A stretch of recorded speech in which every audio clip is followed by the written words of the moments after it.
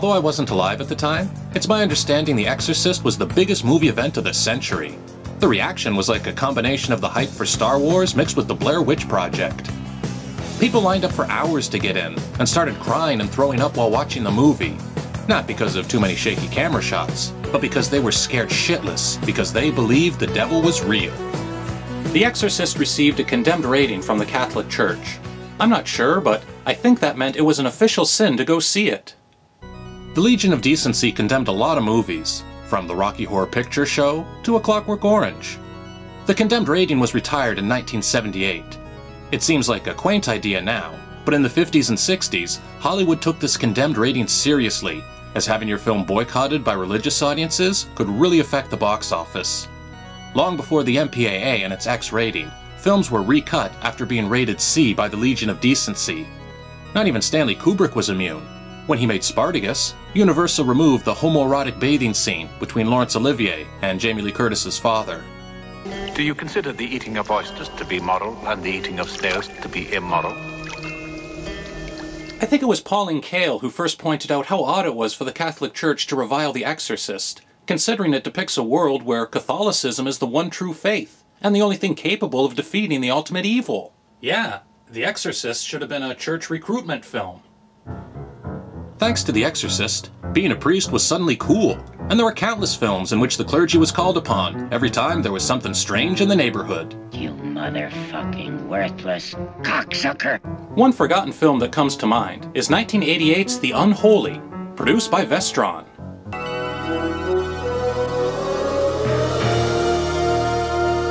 The cast looked pretty good. You had respected actors like Ned Beatty and Hal Holbrook, and the Marathon Dude from Chariots of Fire. The opening scene shows a priest in a church full of creepy statues. This nude demon shows up, they begin to make out, and she tears open his throat. After this, we're introduced to our main character, the cool priest.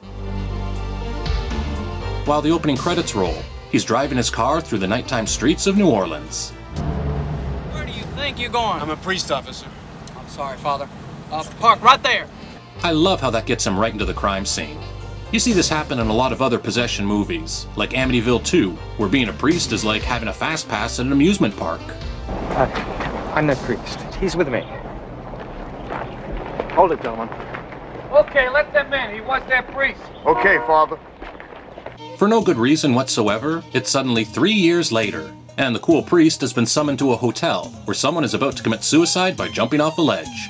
The cops are all panicked, yet he comes strolling in casually, taking his time, no sense of urgency. There's some crabby lady there.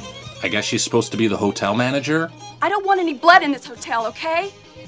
Jeez, relax, sister. If he jumps, the blood will be splattered all over the street down below. The hotel will be fine. When the cool priest offers the jumper a cigarette, a demon suddenly appears, and the cool priest goes flying out the window.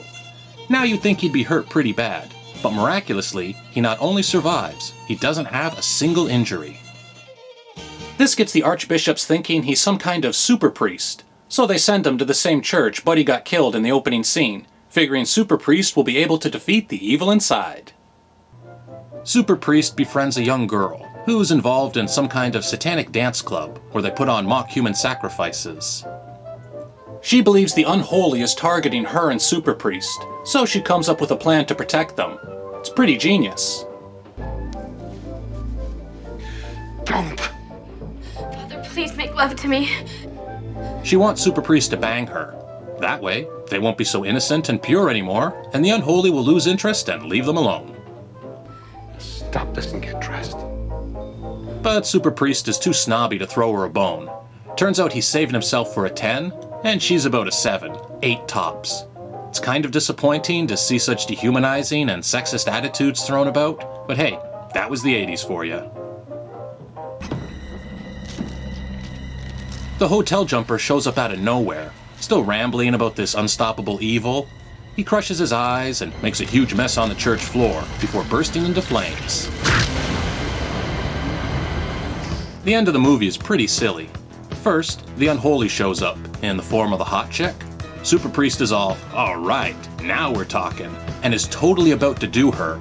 But then the Unholy changes its look to the young girl, and he gets all grossed out, flinging her away like she has a disease or something. Really? Just seeing her face is enough to repulse him?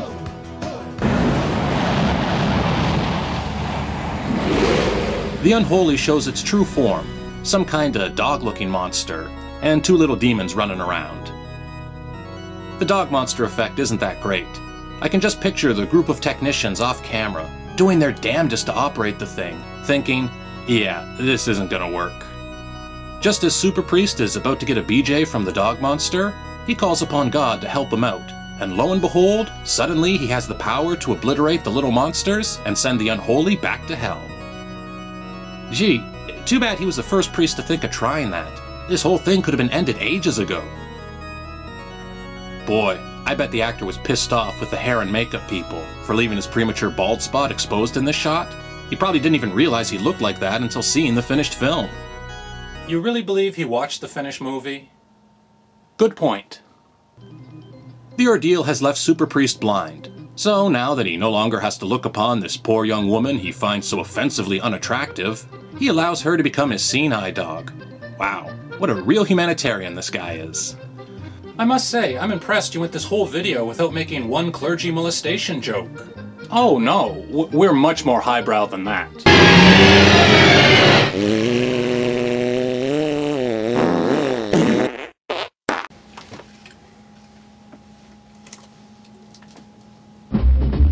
Shenanigans, it's been a lot of fun, shenanigans, but now we've got to run. It's funny how the minutes seem to fly.